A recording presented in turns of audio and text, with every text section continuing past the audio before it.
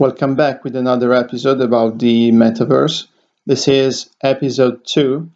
In episode number 1, I gave you a little summary about this new technology and this new idea that is the metaverse, as well as we spoke about several companies which are involved in the metaverse, as well as I presented you the pros of the metaverse. So if you want to have a look at the other episode, I have created a playlist which is called the Metaverse, where you can find every video about this topic. Today, we are going to speak about the negative aspects of the metaverse. Of course, people are complaining that having this new technology will reduce the amount of time that we spend as humans face to face. But on the other side, there are other negative aspects which I will say to you in this video, which are more related to an financial and economical components. Well, on one side, there are a lot of different costs to enter this field for every company willing to do that.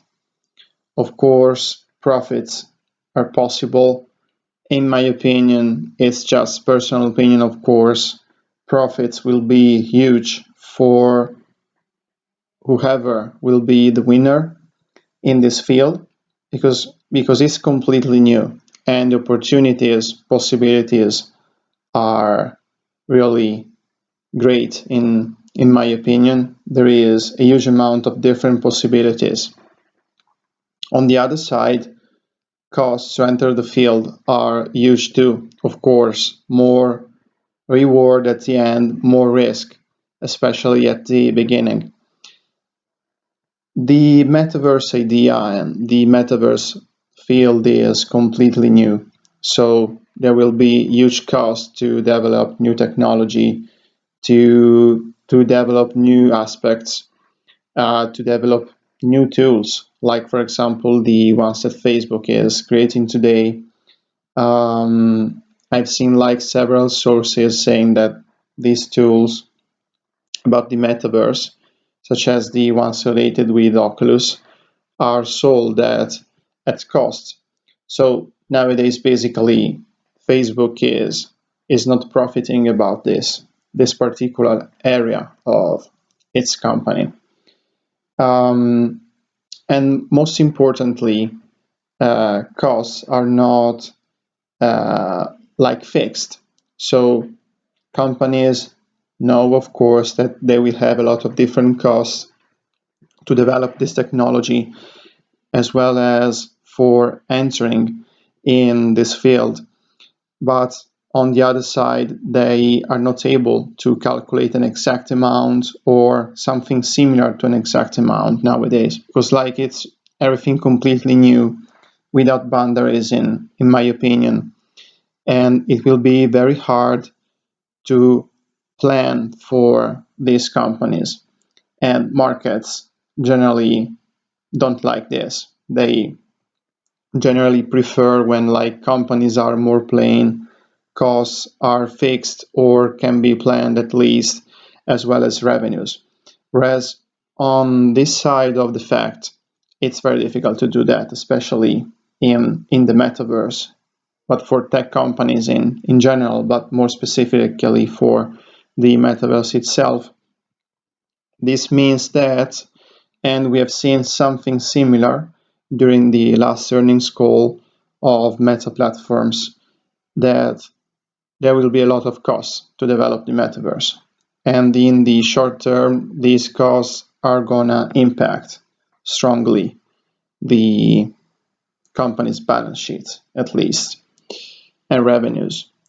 So there are no revenues expected, especially in the short term, a lot of costs, huge costs. This is not good for companies for sure. So no revenues, in my opinion, will be expected, at least in the short term. I think we will have to wait. It's just personal opinion, like 5 years or something like that. But 5 years, it's it's a great amount of time for a company that has to like report earnings quarterly. And last but not least, of course, huge possibilities, huge reward at the end of this journey. There is a lot of competition, in my opinion. Everyone is trying to jump on this like metaverse. So, as I said to you as I told you in the first episode, there isn't only the Facebook or Meta platforms. There are other companies. They are big with huge amount of cash, um, and they are like there is like lots of companies trying to go into the metaverse. So a lot of competition means that it is very difficult to having the possibility to determine today which company will be the winner in this field. It's very difficult, really complicated, in my opinion, kind of impossible to determine today who will win the metaverse. And last but not least, another aspect that I want to tell you is that competition is great. Who will win is unknown, but most importantly, we do not know today if there will be a metaverse like the internet, or if there will be multiple metaverses like Facebook metaverse, Google metaverse, Apple metaverse, the Decentraland, the Sandbox. So it's kind of complicated, in my opinion, to have the possibility to determine costs. There will be huge costs, no revenues, at least in the short term, huge competition for companies, as well as not knowing if there will be only one metaverse or more than one. And this is, in my opinion, a very important thing to consider. Because, of course, if there will be only just one metaverse, there will be more profits and more money for the single company or a group of, or a restricted group of single companies. Or on the other side, if there will be more than one metaverse, of course, profits will be more distributed. So it's a very difficult field, in my opinion.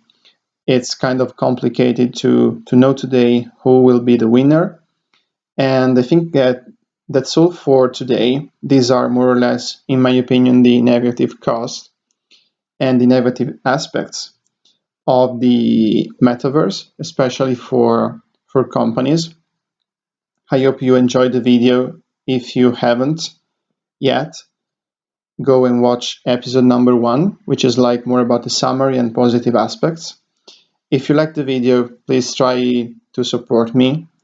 Like the video, of course, and subscribe if you want to see more videos. We are like doing this series about the metaverse, but we're going to speak about also other different topics in the future. So subscribe if you haven't, and if you have liked the video. This is not financial advice, of course. Try to do your own research. Thank you very much for listening to this video, and see you in the future. Bye.